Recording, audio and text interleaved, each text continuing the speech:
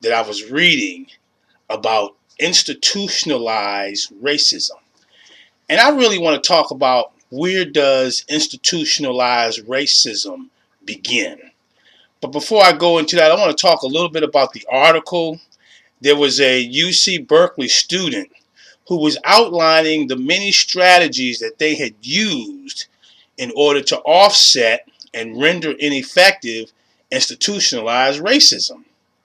Now, what I believe is that if we're going to overcome institutionalized racism, then we have to go to the source of the problem.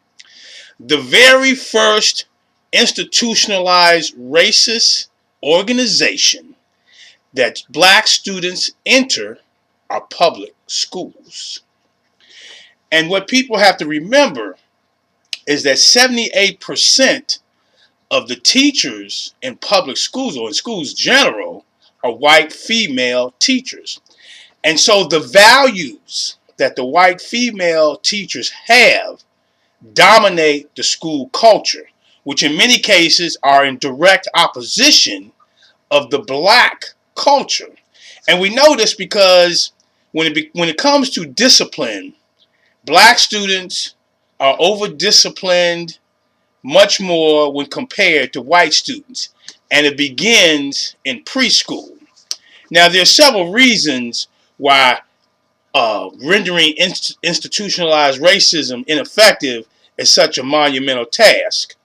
The first reason is that the institutionalized racism supports the white economy. Remember, 78% of the teachers are white female. So there's an income now that they're bringing into the home. And not only that, see, teaching provides a luxury that other jobs don't.